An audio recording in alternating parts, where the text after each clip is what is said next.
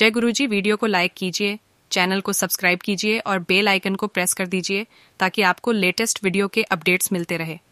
जय गुरुजी वही करता है, वही करवाता है।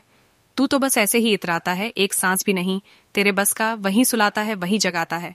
संगत जी, जय गुरुजी। आज जो मैं आपके साथ सत्संग शेयर करने जा रही हूँ वो major doctor Savitri Ahuja aunty ji का है और आंटी जी पंचकूला से है और जानेंगे गुरुजी की कृपा कैसे हुई। उन पर ये सारी चीज आज मैं आपके साथ इस सत्संग में साझा करूंगी, इसलिए सब सत्संग के अंत तक बने रहना और सत्संग को बहुत ध्यान से सुनना हो सकता है। इस सत्संग से आपके कई सवालों के जवाब आज आपको मिल जाए। चलिए आज का सत्संग शुरू करें। जय गुरुजी। जब से मैंने होश संभाला, मेरे अंतःकरण में अपने एक गुरु के जब से लिए चाहत रही है। यद्यपि मुझे गुरु की उपस्थिति का आभास था, मैं उन्हें देख नहीं पाती थी। कोई विपदा आने पर मैं उनको याद करती थी और मेरे बचपन से कोई दिव्य शक्ति सदा मेरी सहायता करती आई थी। मेरे पति और मैं चंडी मंदिर में रहते थे। संयोग से ऐसा हुआ कि एक सैन्य अधिकारी की बेटी अस्वस्थ थी। मैंने उसे घर भेजने को कहा जिससे मैं उसको देख सकूं। परीक्षण करने पर मैंने पाया कि उसे विषाणु जनित यकृत शोथ था। मैंने उसे औषधियां देकर घर भेज दिया। उसी दिन जब उसके पिता मुझे मिले और मैंने उनकी बेटी की अवस्था के बारे में प्रश्न किया तो उन्होंने उत्तर दिया कि घर पर गुरुजी के आने के पश्चात से वह बिल्कुल स्वस्थ है।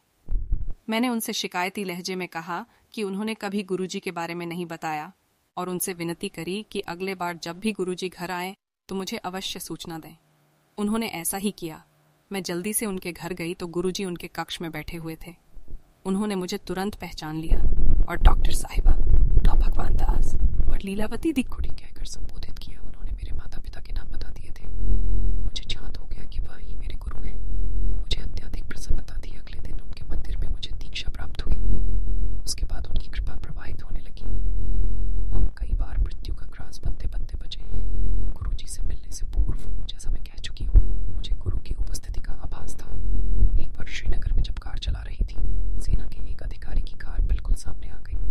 मेरी गाड़ी जब रुकी तो उसका 1/4 भाग सड़क पर था, किंतु शेष 3/4 सड़क से बाहर हवा में लटक रहा था। वह अधिकारी, जिनको मैं जानती थी, अपनी कार से बाहर निकले और उन्होंने कहा कि मेरी कार के ब्रेक काम नहीं कर रहे थे।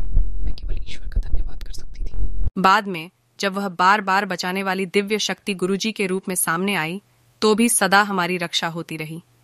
एक बार जालंधर में गुरुजी के मंदिर के निकट एक छोटी बस ने मेरी कार क्षतिग्रस्त कर दी। मंदिर पहुंचने पर गुरुजी द्वार पर खड़े हुए मिले और बोले कि बच गई।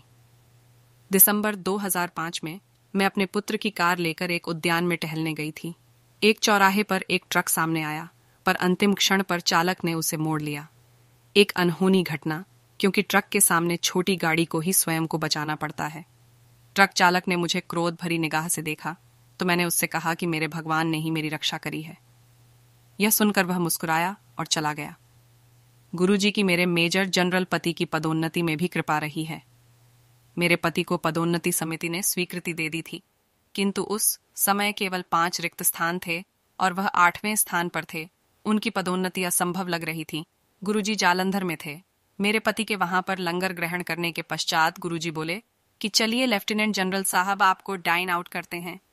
कुछ मिठाई बांटने के पश्चात गुरुजी ने उनको पहनने के लिए एक पोशाक और दूध पीने के लिए एक चांदी का ग्लास दिया। मैंने वह कपड़े और ग्लास गुरुजी की दया के प्रमाण अलमारी में रख दिए, पर गुरुजी ने उनका उपयोग करने को कहा। मेरे पति ने उनका उपयोग किया और गुरुजी की कृपा प्रवाहित होती रही। पदोन्नति से पूर्व 3 बार उनकी अवधि बढ़ाई गई। सेना में संभवतः ऐसा पहली बार ही हुआ हो। उनकी संचिका फाइल अटकने के कारण विलंब हो रहा था। गुरुजी ने विलंब के कारणों को दूर करने मुझे दिल्ली भेजा।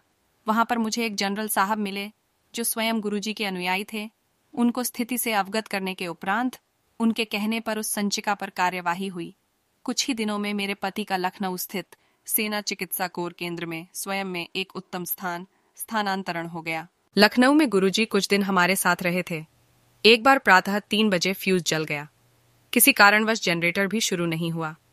सत्संग का समय हो रहा था और गुरुजी हमारे जीवन की दिव्य ज्योति हमारे बीच में बैठे थे।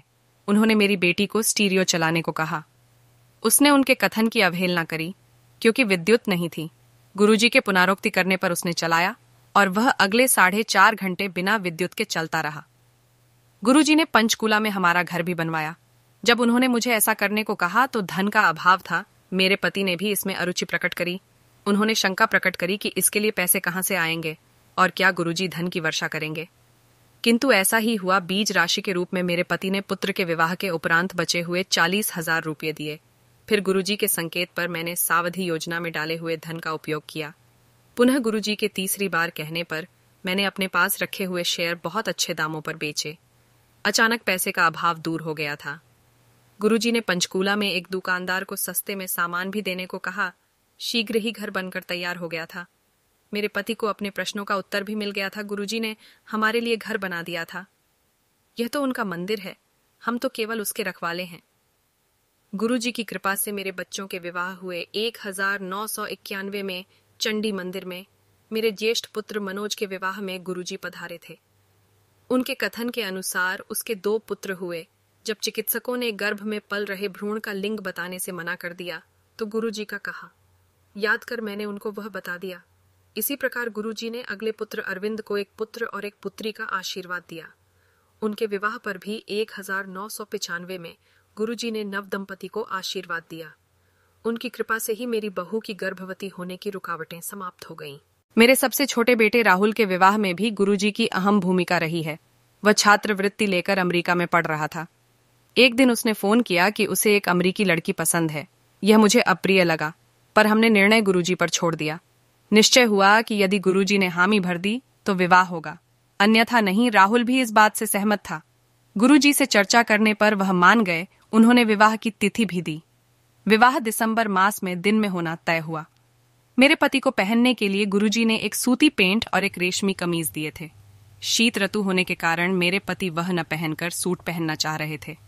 अचंभे की बात है कि उस दिन बहुत गर्मी रही और सूट में आए हुए अतिथियों के लिए वह सहन करना कठिन हो रहा था। मेरे पति ने सिलवाकर गुरुजी वाले कपड़े पहने और उन्हें कोई बेचैनी नहीं हुई। हमें जालंधर से लखनऊ शताब्दी से जाना था। हम गुरुजी के दर्शन के लिए गए थे। वहां उन्होंने हमें ट्रेन चलने के समय से आधा घंटा अधिक बिठाकर रखा। जब हम स्टेशन पहुंचे तो पता चला कि ट्रेन भी आधा घंटा देरी से चल रही है। इसी प्रकार एक बार हमें नोएडा से पंचकूला जाना था। हमें देर हो गई थी और घर से निकलते निकलते स्टेशन से शताब्दी के चलने का समय हो चला था। मेरे पति मार्ग में कहते रहे कि शताब्दी निकल गई होगी, पर कोई शक्ति खींचती हुई हमें स्टेशन तक ले गई। वहां पहुंचने पर हमारे क्षतिपूर्वक ट्रेन में चढ़ने के बाद ही वह चली। मैंने इतनी तुच्छ बात के लिए गुरुजी को याद नहीं किया था, किंतु वह स्वयं सबका ध्यान रखते हैं। चंडी मंदिर में एक बार अचानक मैं गुरुजी के पास प्रातःकाल चली गई। मैंने सोचा था कि उनके दर्शन करने के बाद मैं सीधे अपने कार्य पर चली जाऊंगी। यद्यपि मुझे चिकित्सालय में 10:30 बजे तक होना चाहिए था। गुरुजी ने मुझे 11 o'clock बजे तक बिठाकर रखा। मैं भी संयम से प्रतीक्षा करती रही।